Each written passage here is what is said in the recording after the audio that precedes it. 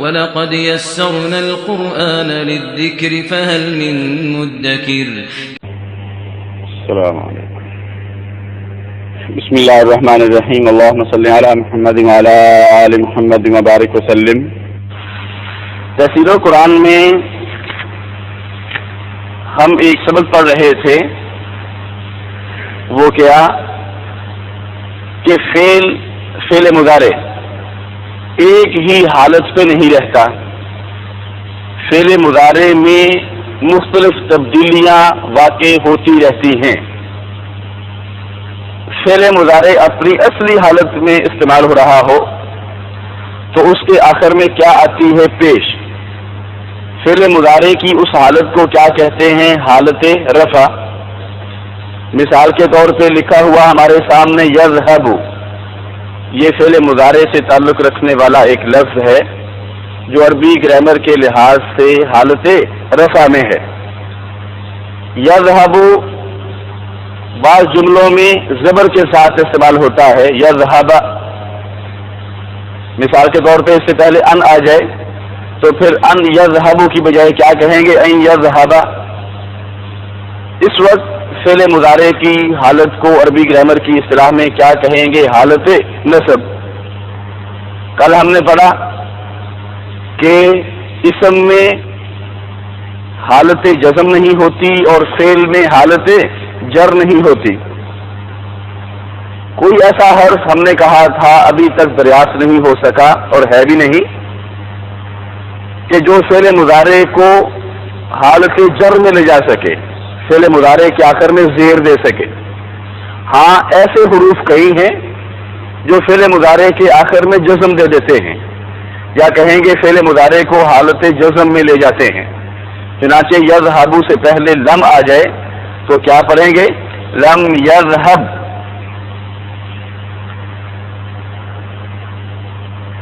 اسم میں بھی اسم کی ایک اصلی حالت ہوتی ہے، اس کی اوریجنل فارم، اس کو کیا کہتے ہیں؟ حالت رفع. پھر ایک تبدیل شدہ حالت ہوتی ہے، تبدیل شدہ حالت نمبر 1 کو کیا کہتے ہیں؟ حالت نصب. اور ایک تبدیل شدہ حالت نمبر 2 ہوتی ہے اسم میں، تبدیل شدہ حالت نمبر 2 کو کیا کہتے ہیں؟ حالت جر.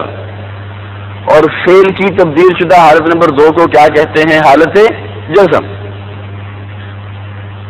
اب اس کو تو کہیں گے اعراب بالحرکت. یذهب، یذهب، یذهب. یہاں کیا چیز تبدیل ہو رہی ہے؟ حرف تبدیل نہیں ہو رہا بلکہ حرکت تبدیل ہو رہی ہے. دیکھ لیجئے یذهب میں بھی 4 حروف ہیں، یا زال ہا با. یذهب میں بھی 4 حروف ہیں، یا زال ہا با. اسی طرح یذهب میں بھی 4 حروف ہیں، حرف میں کوئی تبدیلی نہیں آئی. تو پھر تبدیلی کس میں آئی ہے؟ حرکت میں. پڑھ چکے ہم حصہ اسم میں اس طرح کی تبدیلی کو کیا کہا جاتا ہے؟ اعراب بالحرکت. اور یہ بھی ہم نے پڑھا کہ حرکت کی تبدیلی ان لفظوں میں ہوتی ہے جن لفظوں کا تعلق نون گروپ سے نہ ہو. نون گروپ میں حرکت تبدیل نہیں ہوتی. ہم نے کہا تھا نون گروپ اپنی حرکتیں نہیں بدلتا. نون گروپ میں تبدیلی کس کی ہوتی ہے؟ حرف کی. نون گروپ سے تعلق رکھنے والے لفظ میں اعراب بالحرکت نہیں بلکہ اعراب بالحرف ہوتا ہے. پڑھ چکے ہم. اب یہاں تو حرکت تبدیل ہوئی، ظاہر ہے یذهب کا تعلق نون گروپ سے نہیں ہے، بے نون گروپ سے ہے. لیکن یذهبان 2 کے لیے استعمال ہونے والا سیگا ہم کہیں گے تثنیہ کا سیگا. یذهبون 2 سے زیادہ کے لیے استعمال ہونے والا سیگا ہم کہیں گے جمع کا سیگا. یذهبان اور یذهبون کا تعلق کس سے ہے؟ نون گروپ سے. اور ہم نے کیا کہا ہے؟ نون گروپ میں حرکتیں نہیں بدلتی، حرف بدلتے ہیں. اب یذهبان سے پہلے مثال کے طور پہ ان آ جائے. اب آپ خود بھی غور کر لیجئے، آپ تصور کیجئے، خود آپ عربی گرامر کے قواعد ترتیب دے رہے ہیں. ان ایک ایسا حرف ہے جو فعل مضارع کو اس کی اصلی حالت میں نہیں رہنے دیتا، فعل مضارع میں تبدیلی پیدا کرتا ہے. اس کی اصلی حالت یعنی حالت رفع سے نکال کر حالت نصب میں لے جاتا ہے. اب ان نے تبدیلی بھی کرنی ہے اور تبدیلی بھی حرکت کی نہیں کرنی، حرف کی کرنی ہے، تو اس کی کون سی صورت نکالیں گے؟ اب اس کی صورت عربی گرامر والوں نے یہ نکالی کہ جو آخر میں نون ہے اس کو بالکل ختم کر دیا جائے، اس نون کو ڈراپ کر دیا جائے۔ اب دیکھیے کتنی بڑی تبدیلی ہوئی، ایک اچھا خاصا حرف تھا اس کو صفحہ ہستی سے مٹا دیا گیا۔ اس سے بڑھ کر حرف کی تبدیلی اور کیا ہو سکتی ہے؟ تو یذہبانی سے پہلے ان آ تو کیا ہو جائے گا؟ این یذہبا۔ اب الف ہمیں یہ بتاتا رہے گا کہ یہ صیغہ تثنیہ کا ہے۔ یذہبونا سے پہلے ان آ جائے، اب ان نے تبدیلی کرنی ہے اور تبدیلی بھی حرف کی کرنی ہے، پورے حرف کو ہی ڈراپ کر دے گا، حذف کر دے گا۔ حذف کرنا گرا دینا، ڈراپ کر دینا۔ آپ نے پڑھا ہوگا، اخبارات میں آتا رہتا ہے، اسمبلی کی کارروائی سے فلاں جملے حذف کر دیے گئے، جو وہ آپس میں ایک دوسرے کے خلاف حقائق بیان کرتے ہیں ان کو حذف کر دیا جاتا ہے، ان کو گرا دیا جاتا ہے، نہیں لکھا جاتا۔ چنانچہ ان یہ نون کو حذف کر دیتا ہے۔ اب حذف کرنے سے کیا مراد؟ ختم کر دیتا ہے۔ یذہبانی سے ہو جاتا ہے این یذہبا، اور یذہبونا سے کیا ہو جاتا ہے؟ این یذہبو۔ آخر میں الف آ جاتا ہے لکھنے میں، اس کا پڑھنے میں کوئی کردار نہیں ہوتا۔ تو یہ واو اور یہ الف یہ ہمیں کیا بتاتے رہتے ہیں کہ یہ صیغہ کس کا ہے؟ جمع کا۔ چنانچہ یذہبونا سے کیا ہو جائے گا؟ این یذہبو۔ ایک بات آپ نے اور پڑھی حصہ اسم میں، کیا آپ نے پڑھا نون گروپ کی حالت نصب اور حالت جر ایک جیسی ہوتی ہے؟ آپ کے ذہن میں یہ بات ہوگی۔ نون حصہ اسم میں ہم نے پڑھا جس اسم کا تعلق نون گروپ سے ہو اس کی حالت نصب بھی وہی ہوتی ہے اور حالت جر بھی وہی ہوتی ہے۔ اسی طرح فعل میں بھی نون گروپ کی حالت نصب بھی وہی ہوتی ہے اور حالت جزم بھی وہی ہوتی ہے۔ چنانچہ یذہبانی سے پہلے ان آ جائے جو فعل مضارع کو حالت نصب میں لے جاتا ہے، تب بھی کیا کہیں گے؟ این یذہبا۔ یذہبانی سے پہلے لم آ جائے جو فعل مضارع کو حالت جزم میں لے جاتا ہے، تب بھی کیا کہیں گے؟ لم یذہبا۔ تو یذہبا یہ حالت نصب بھی ہے اور حالت جزم بھی، اور یہ فیصلہ کرنا ہمارے لیے قطعاً مشکل نہیں ہوگا کہ اس آیت میں، اس جملے میں فعل مضارع حالت نصب میں ہے یا حالت جزم میں ہے۔ اگر حالت نصب میں لے جانے والا اس سے پہلے کوئی حرف ہو تو کیا کہیں گے؟ یہاں فعل مضارع حالت نصب میں ہے، اور حالت جزم میں لے جانے والا اس سے پہلے کوئی حرف ہو جیسے لم ہے، پھر کیا کہیں گے؟ یہاں فعل مضارع حالت جزم میں ہے۔ بہرحال حالت نصب میں بھی اور حالت جزم میں بھی فعل مضارع کے آخر سے نون زیر نی اور نون زبر نا ختم ہو جاتا ہے، اس کا وجود باقی نہیں رہتا۔ اس اعراب کو کیا کہیں گے؟ اعراب بالحرکت نہیں بلکہ اعراب بالحرف۔ یہ اعراب بالحرف ہے کہ پورا حرف ہی باقی نہیں رہا، پورا حرف ہی اڑ گیا ہے۔ یذہبانی اس میں کتنے حروف ہیں؟ دیکھ لیجئے 6، یا زال ہا با الف نون، لیکن یذہبا میں کتنے ہیں؟ 4 5، یا زال ہا با الف۔ تو یہ حرف کی تبدیلی ہے۔ نون گروپ میں حرف تبدیل ہوتا ہے اور باقی الفاظ میں حرکت بدلتی ہے، پڑھ چکے جی۔ سوال کیا ہے کہ ان اور لم کی کے علاوہ اور بھی ایسے حروف ہیں، کل ہم نے پڑھے ان کے ساتھی حروف کون کون سے ہیں؟ صفحہ نمبر 47 پہ موجود۔ لم کے ساتھی حروف کون کون سے ہیں؟ صفحہ نمبر 47 پہ موجود۔ پھر سن لیجیے، جو کام ان کرتا ہے، کیا کچھ اور بھی حروف ہیں جو وہی کام کرتے ہوں جو ان کرتا ہے؟ اور ان کیا کرتا ہے؟ نون گروپ کے نون کو گرا دیتا ہے۔ ہاں اور حروف بھی ہیں، جی ہاں اور حروف بھی ہیں، ہم نے کہا صفحہ نمبر 47 پہ موجود۔ جو کام لم کرتا ہے. کیا لم کے علاوہ اور بھی کچھ حروف ایسے ہیں جو یہی کام کرتے ہیں؟ ہاں موجود ہیں. جی ہاں موجود ہیں. صفحہ نمبر 47 پہ موجود. بتائیے ان کے ساتھی حروف کو کیا کہا جاتا ہے؟ حروف ناصبۃ المضارع.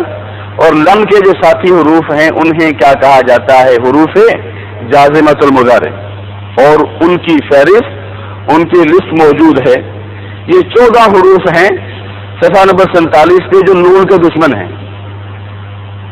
14 حروف. ان 14 حرفوں میں سے کوئی ایک حرف بھی فعل مضارع سے پہلے آ جائے تو فعل مضارع کے آخر میں نون باقی نہیں رہے گا. یہ 14 جنسیاں ہیں جو نون گروپ کو چین سے نہیں بیٹھنے دیتی، یہ نون کو گرانا چاہتی ہیں. 14 حروف ہیں، ان کی تعداد 14 بنتی ہے جو فعل مضارع کے آخر میں نون کو باقی نہیں رہنے دیتے. خواہ حالت نصب میں ہو فعل مضارع، خواہ حالت جزم میں ہو، نون باقی نہیں رہتا. اس قاعدے کا ایک استثناء ہے، ایک ایکسیپشن اس رول کی. کیا؟ جس نون زبر نا سے پہلے واو ہو، جس نون زبر نا سے پہلے نہ واو ہو، نہ الف ہو، نہ یا ہو. یہ واولز ہیں عربی زبان کے.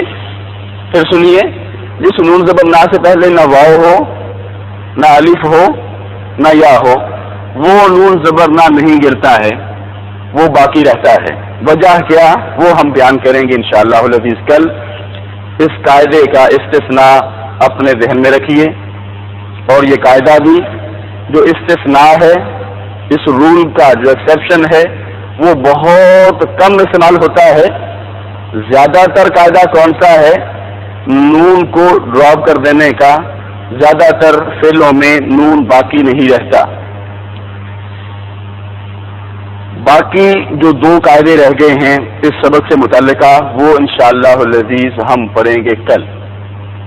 جو کچھ ہم پڑھ چکے ہیں ابھی تک، اس کی اپلیکیشن قرآن مجید کی آیات پہ صفحہ نمبر 49 اعوذ باللہ السمیع العلیم من الشیطان الرجیم یرید اللہ ان یخفف عنکم وخلق الانسان ضعیفا. یرید اللہ، اللہ چاہتا ہے، ان کے یخفف، اصل میں خفافا یخفف استعمال ہوتا ہے.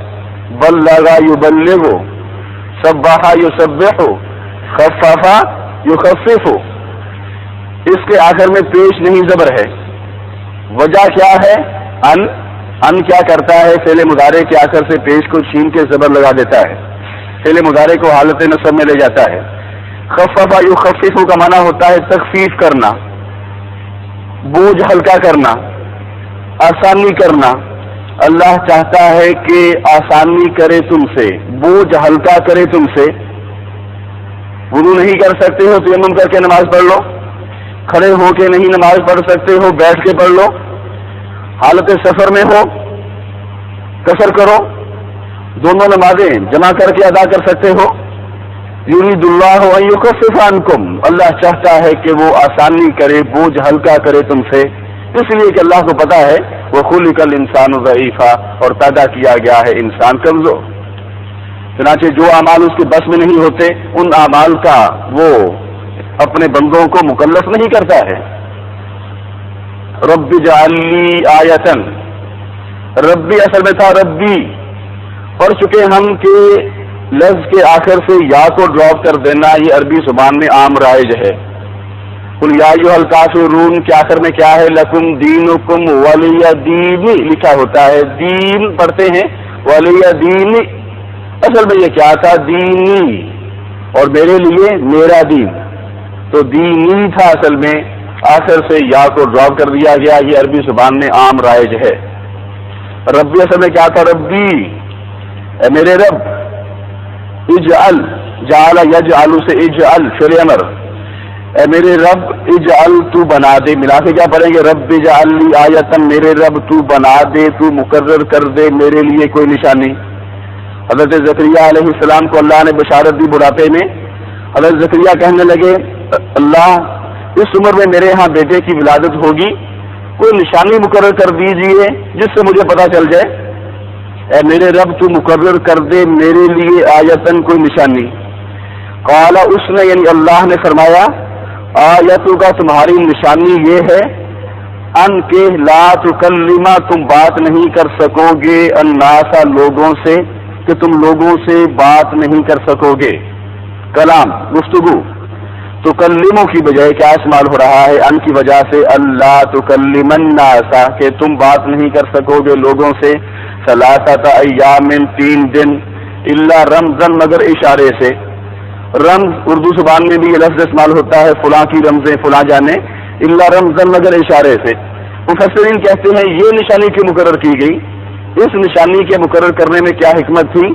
اللہ رب العزت یہ باور کرانا چاہتا تھا کہ کسی کو کوئی قوت دے دینا یا کسی سے کوئی قوت سلب کر لینا یہ اللہ کا اختیار ہے. ایک قوت زکریا علیہ السلام میں نہیں تھی وہ عطا کر دی اور قوت گویائی بات کرنے کی قوت تھی وہ سلب کر لی. تو ثابت کیا ہوا اس سے کہ یہ قوت دینا یا سلب کرنا یہ اللہ کا اختیار ہے. ایک قوت نہیں تھی وہ دے دی دوسری قوت تھی وہ چھین لی. ام حسبتم ان تدخلوا الجنت ام کا معنی ہے یہاں کیا حسبتم کیا تم نے گمان کر لیا ہے کیا تم نے سمجھ لیا ہے کیا تم اس غلط فہمی میں مبتلا ہو گئے ہو ان تدخلوا الجنت کہ تم داخل ہو جاؤ گے جنت میں. تدخلوا اصل میں تھا تدخلون ان کی وجہ سے نون زبرنا آخر سے حذف ہو گیا ہے. ان تدخلوا الجنت کہ تم داخل ہو جاؤ گے جنت میں. ولما يعلم اللہ پھر سنیے ولما يعلم اللہ ملا کے کیا پڑھیں گے ولما يعلم اللہ اور ابھی تک نہیں جانا اللہ نے اور ابھی تک نہیں جانچا پرکھا اللہ نے الذین جاہدوا منکم ان لوگوں کو جنہوں نے جہاد کیا تم میں سے. تم کیا سمجھتے ہو اپنی اصلاح کر کے کسی کمرے میں بند کر کے اپنے آپ کو بٹھا کے تم نجات حاصل کر لو گے؟ اللہ کے دین کی بالادستی کے لیے باہر تمہیں نہیں نکلنا پڑے گا. اگر کسی کے ذہن میں یہ غلط فہمی ہے کس طرح سے جنت حاصل ہو جائے گی تو وہ یہ غلط فہمی اپنے ذہن سے نکال دے. اللہ کے دین کو بالادستی دینے کے لیے باہر نکل کے جد و جہد کرنا ہوگی. ام حسبتم ان تدخلوا الجنت ولما يعلم الله الذين جاهدوا منكم اور اگر اس کے لیے کفار کے خلاف اسلحہ بھی اٹھانا پڑے تو اس سے بھی درگزر نہ کیا جائے. ان اللہ لا یغفر ان یشرک به ہمارے ہاں اولیاء اللہ اور مقربین کا عجیب تصور ہے. جو لوگ کسی کمرے میں بند کر کے اپنے آپ کو جنہوں نے بٹھا لیا ہو صحراؤں میں نکل گئے ہو اللہ کے دین کی بالادستی کے لیے انہوں نے کچھ نہ کیا ہو ان کو ہم سمجھتے ہیں اولیاء نہیں. جو لوگ باہر نکلے اور اللہ کے دین کی بالادستی کے لیے جد و جہد کریں. ان اللہ لا یغفر ان یشرک به ویغفر ما دون ذلك لمن یشاء ان اللہ یقینا اللہ لا یغفر نہیں بخشتا ہے ان اس بات کو کہ یشرک اصل میں تھا یشرکو ان کی وجہ سے زبر آئی. یقیناً اللہ نہیں معاف کرتا ہے کہ شرک کیا جائے اس کے ساتھ مضارع مجہول کہ شرک کیا جائے اس کے ساتھ. وَيَغْفِرُ مَا دُونَ ذَلِكَ اور وہ بخش دیتا ہے جو اس کے علاوہ ہو یعنی جو گناہ اس کے علاوہ ہو لمن یشاء جس کے لیے وہ چاہتا ہے جس کو وہ چاہتا ہے معاف کر دیتا ہے اس کے تمام گناہوں کو. لیکن شرک ایک ناقابل معافی جرم ہے جس کی کوئی ضمانت نہیں ہو سکتی. ان اللہ لا یغفر ان یشرک به یقیناً اللہ معاف نہیں کرتا ہے اس بات کو کہ شرک کیا جائے اس کے ساتھ. ویغفر ما دون ذلک لمن یشاء اور وہ معاف کر دیتا ہے جو اس کے علاوہ ہو جس کو وہ چاہتا ہے.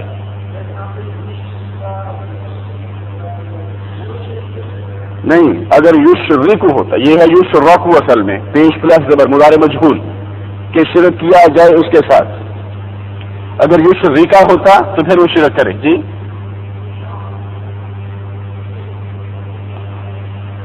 یشاء اس کو ہم پڑھیں گے انشاءاللہ العزیز. تعلیلات کا چیپٹر آگے آ رہا ہے آخر میں. سر دس یہ فعل آپ کی اپروچ سے باہر ہوگا. یشاء وہ چاہتا ہے. تعلیلات آخری چیپٹر وہاں واضح ہوگا یہ فعل. قل هو القادر کہہ دیجئے وہ قدرت رکھنے والا ہے. الا ان اس بات پر کہ یبعث علیکم وہ بھیجے تم پر. یبعث تھا اصل میں کہ وہ بھیجے تم پر عذاباً عذاب من फौकिकुम तुम्हारे ऊपर से, और मिन तहत अर्जुलिकुम या तुम्हारी टांगों यानी तुम्हारे पांव के नीचे से। कह दीजिए वो कुदरत रखने वाला है इस बात पर कि वो भेजे तुम पर अजाब तुम्हारे ऊपर से, और मिन तहत अर्जुलिकुम या तुम्हारे कदमों के नीचे से। वो चाहे तो जलजला आए और तुम्हें जमीन में धंसा दे, वो चाहे तो आसमान से पत्थरों की बारिश नाजिल करके तुम्हें सफा हस्ती से मिटा दे। इसलिए बड़े जुर्रतमंद और दलेर न हुआ करो अल्लाह के मुकाबले पे। अगर वो तुम्हें मोहलत दे रहा होता है तो उस मोहलत से फायदा उठाया करो। कुल इन्नमा हर्रमा रब्बी अल फवाहिश मा ज़हरा मिन्हा व मा बतन। कुल कह दीजिए इन्नमा बस हर्रमा हराम करार दिया है, रब्बी मेरे रब ने अल फवाहिश बेहयाई के कामों को, मा ज़हरा मिन्हा जो जाहिर हो उनमें से, वमा बतना और जो पोशीदा हो, जो बेहयाई का काम छुपा हुआ हो, खुले मैदान में भी हराम और चार दीवारियों में बंद हो के भी हराम। वल इस्मा और किसको हराम करार दिया है, और गुनाह करने को। मुफस्सिरीन कहते हैं इस्म उस गुनाह को कहते हैं जिसका ताल्लुक हुकूकुल इबाद से हो। चुनाचे वल इस्मा और हक तलफी करने को, किसी का हक मारने को, किसी का हक दबाने को हराम करार दिया है। वल बग़या बिगैरिल हक़ और ना हक किसी पे ज्यादती करने को। आपको कोई हक नहीं पहुंचता, आप किसी पे ज्यादती करते हैं, किसी से किसी का माल छीनते हैं, किसी की जान को तकलीफ पहुंचाते हैं, इसको भी हराम करार दिया है। और किसको हराम करार दिया है, वह अन तुशरिकू, असल में तुशरिकूना था, तुशरिकूना व अन तुशरिकू और ये कि तुम शरीक करो बिल्लाही अल्लाह के साथ, माँ उसको जो, लम युनज़्ज़िल, युनज़्ज़िलु था असल में, नज़्ज़ला युनज़्ज़िलु, लम ने आके जज़म दी, मा लम युनज़्ज़िल उसको कि जिसकी नहीं नाजिल की उसने, सुल्तानन कोई दलील। सुल्तानन का माना होता है जोर, सल्तनत, कुव्वत। बात में बताइए किस से जोर पैदा होता है, इंसान की बात किस से वजनी होती है, दलील से। इसलिए सुल्तानन दलील को भी कहा जाता है, दलील को भी सुल्तान कहा जाता है जिससे बात में जोर पैदा हो जाता है। फरमाया और इस बात को उसने हराम करार दिया कि तुम शरीक करो अल्लाह के साथ उसको जिसकी कोई दलील उसने नहीं उतारी।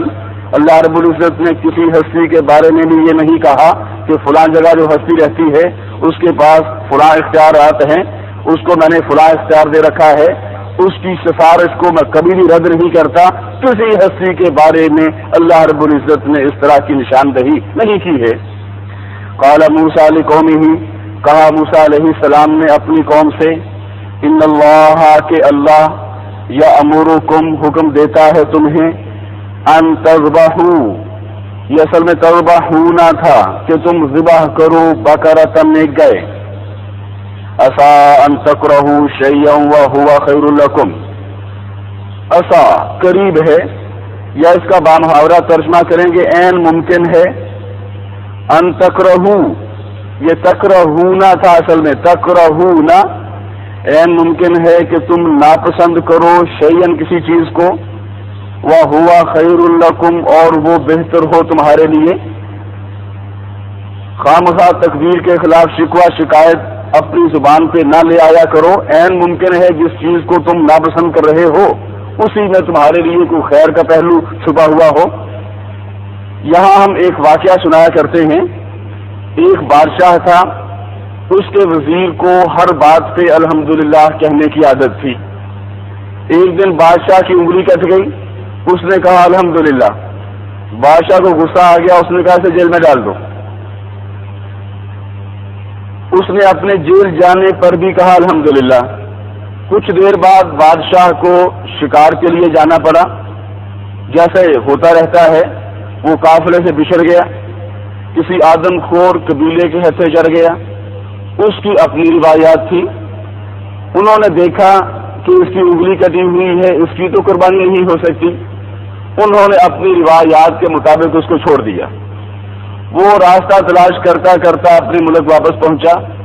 आते ही उसने हुक्म सादर किया कि वजीर को रिहा कर दिया जाए। वजीर से पूछने लगा میری انگلی کٹ جانے پر جو تم نے الحمدللہ کہا تھا اس کی تو مجھے سمجھ آ گئی ہے، اپنے جیل جانے پر جو تم نے الحمدللہ کہا تھا اس کی سمجھ نہیں آئی۔ اس نے کہا بادشاہ سلامت، اگر میں جیل میں نہ ہوتا تو آپ کے ساتھ ہوتا، اور انگلی آپ کی کٹی ہوئی تھی، میری تو نہیں۔ عسیٰ ان تکرہوا شیئا وہو خیر لکم، عین ممکن ہے کہ تم ناپسند کرو کسی چیز کو اور اسی میں تمہارے لیے کوئی خیر کا پہلو چھپا ہوا ہو۔ ان الذین تدعون من دون اللہ، یقیناً وہ جن کو تم پکارتے ہو۔ ان الذین تعبدون نہیں کہا کہ بے شک وہ جن کی تم عبادت کرتے ہو، اس لیے کہ مصیبت اور مشکل کے وقت اللہ کے علاوہ کسی اور کو پکارنا ہی تو شرک ہے۔ ان الذین تدعون من دون اللہ، یقیناً وہ جن کو تم پکارتے ہو اللہ کے علاوہ، لن یخلقوا، اصل میں یخلقونا تھا، یخلقونا، لن یخلقوا ذبابا، ہرگز نہیں پیدا کر سکیں گے ایک مکھی بھی، ولا اجتمعوا لہ، واضبروا اور لو اگر اجتمعوا، ولو اجتمعوا کو ملا کے پڑھیں گے، ولو اجتمعوا لہ، اور اگرچہ وہ سب اکٹھے ہو جائیں اس کے لیے، یعنی اس مقصد کے لیے، ایک مکھی کو بنانے کے لیے۔ وَإِن يَسْلُبْهُمُ الذُّبَابُ شَيْئًا، یسلب اصل میں تھا یسلب، سالب یسلب، فلاں سے اختیارات سلب کر لیے گئے، یعنی چھین لیے گئے۔ یسلب ان کی وجہ سے آخر میں جزم آئی، وَإِن يَسْلُبُ کی بجائے استعمال ہوا وَإِن يَسْلُبْهُمُ الذُّبَابُ، اور اگر سلب کر لے، چھین لے ان سے، الذُّبَابُ مکھی، شیئن کوئی چیز، لا يَسْتَنْقِذُوا نہیں وہ چھڑا سکتے ہیں، اس کو، اس ذرے کو، منہ اس مکھی سے، لا يَسْتَنْقِذُوهُ منہ وہ نہیں چھڑا سکتے ہیں اس کو اس مکھی سے۔ کیا ثابت ہوا؟ ضعف الطالب والمطلوب، کمزور واقع ہوا طلب کرنے والا، مانگنے والا، والمطلوب اور جس سے مانگا جا رہا ہے۔ مانگنے والا تو کمزور ہے ہی، کمزور نہ ہوتا تو مانگنے کیوں جاتا؟ جس سے وہ مانگ رہا ہے وہ اس سے بھی زیادہ کمزور، اس سے بھی زیادہ بے بس ہے۔ ایسا کرنے والوں نے ما قدر اللہ حق قدرہ، نہیں قدر کی انہوں نے اللہ کی جس طرح کہ اس کی قدر کرنے کا حق ہے۔ ان اللہ لقوی عزیز، یقیناً اللہ قوت والا ہے، طاقتور ہے، عزیزاً بالا دست ہے، بالا ترین ہستی ہے۔ جب وہ کسی کام کا ارادہ کر لے تو صرف وہی ہستی ہے کہ اس کے ارادوں میں کوئی قوت حائل نہیں ہو سکتی۔ ما قدر اللہ حق قدرہ، نہیں قدر کی انہوں نے اللہ کی جس طرح کہ اس کی قدر کرنے کا حق ہے، ورنہ وہ اس کے دربار کو چھوڑ کر اوروں کے درباروں کی خاک چھاننے نہ جاتے۔ ان اللہ لقوی عزیز، یہ اختیار صرف اور صرف اللہ کے پاس ہے۔ انک لن تخرق الارض ولن تبلغ الجبال طولا، حضرت لقمان علیہ السلام نے اپنے بیٹے سے کہا تھا، بیٹا اکڑ کر نہ چلو، زور زور سے تکبر سے زمین پہ پاؤں مار کے نہ چلو، جتنے مرضی زور سے زمین پہ پاؤں مار کے چلو زمین میں سوراخ تو کر نہیں سکو گے، جتنی مرضی گردن کرا لو پہاڑوں کی بلندی تک نہیں پہنچ سکو گے، پھر کیا فائدہ؟ انک لن تخرق، خرق یخرق، یہ تخرق تھا اصل میں، خرق یخرق پھاڑنا، سوراخ کرنا، یقیناً تو ہرگز نہیں پھاڑ سکے گا زمین کو، ولن تبلغ الجبال طولا، اور تو ہرگز نہیں پہنچ سکے گا پہاڑوں کو، طولاً بلندی کے لحاظ سے، بامحاورہ ترجمہ کیا کریں گے؟ اور تو ہرگز نہیں پہنچ سکے گا پہاڑوں کی بلندی کو، پھر زور سے پاؤں مار کر چلنے اور گردن اکڑا کر چلنے کی کیا ضرورت ہے؟ لن تنفعکم ارحامکم، آخری دو آیات، لن تنفعکم ارحامکم، نفع ینفع، نفع دینا، ینفع سے تنفع استعمال ہوتا ہے، یہاں تنفع استعمال ہو رہا ہے اس لیے کہ اس سے پہلے حالت نصب میں لے جانے والا ایک حرف موجود ہے، لن تنفع کی بجائے لن تنفع، یہاں تنفع کی تا تو کا معنی نہیں دے رہی بلکہ مؤنث کے لیے استعمال ہو رہی ہے۔ بتائیے لن ینفعکم کی بجائے لن تنفعکم کیوں استعمال ہوا؟ مؤنث کا صیغہ اس لیے استعمال ہوا کہ آگے ارحاموں کا جو لفظ آ رہا ہے وہ کیا ہے؟ جمع مکسر، رحم کی جمع، ارحام جمع مکسر کے لیے فعل مذکر بھی استعمال ہو سکتا ہے اور مؤنث بھی، اس لیے لن ينفع کی بجائے کیا کہا گیا؟ لن تنفعکم ارحامکم، ہرگز نہیں نفع دیں گے تمہیں تمہارے قریب ترین رشتہ دار جن کا ایک ہی رحم مادر سے تعلق ہو، سگے بہن بھائی بھی۔ لن تنفعکم ارحامکم، ہرگز نفع نہیں دیں گے تمہیں تمہارے قریب ترین رشتہ دار، ولا اولادکم، اور نہ تمہاری اولاد، کوئی کسی کے کام نہیں آئے گا، یوم القیامت، قیامت کے دن۔ آخری آیت ہو جی ارحامکم، رحم ان کی جمع ہے، رحم مادر، جن کا ایک ہی رحم مادر سے تعلق ہو، یعنی قریب ترین رشتہ دار۔ هو الذی ارسل رسولہ بالہدی، وہی ہے جس نے بھیجا اپنے پیغمبر کو، وہی ہے یعنی اللہ ہی ہے جس نے ارسل بھیجا رسولہ اپنے رسول کو بالہدی، ہدایت کے ساتھ، یعنی ان رہنما اصولوں اور ضابطوں کے ساتھ جن کی روشنی میں انسان منزل مقصود تک پہنچ سکتا ہے، رہنما اصول اور ضابطے دے کر، وہ دین الحق کی، اور دین حق کے ساتھ، اس دین کے ساتھ جو آج سچ کا، حق کا معیار اور کسوٹی ہے، وہ دین الحق کی، اور دین حق کے ساتھ، کس لیے؟ لیظہرہ، اس کا بریک اپ کیا ہے؟ لام زیر لی جمع یظہرہ جمع ہو، اور یظہر اصل میں کیا تھا؟ اظہارا یظہر، آخر میں پیش تھی، پڑھ چکے ہم کل۔ لام زیر لی کے بعد آنے والے فعل مضارع کے آخر میں زبر ہو تو لام زیر لی کا معنی ہوتا ہے تاکہ، اور اگر لام زیر لی کے بعد آنے والے فعل مضارع کے آخر میں جزم ہو تو لام زیر لی کا معنی ہوتا ہے چاہیے کہ۔ یہاں کیا معنی کریں گے؟ تاکہ، لیظہرہ، تاکہ وہ غالب کرے ہو اس کو، علی الدین کلہ، ہر ایک دین پر۔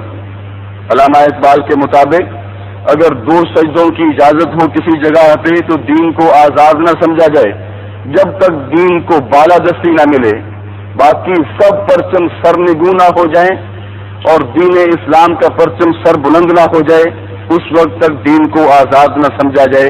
یہ ہے مقصد دین حق کو دے کر اپنے پیغمبر کو مبعوث کرنے کا، لیظہرہ، تاکہ وہ غالب کرے اس دین کو، علی الدین کلہ، ہر ایک دین پر، ہر ازم پر، ہر فلسفے پر۔ وآخر دعوانا الحمدللہ رب العالمین۔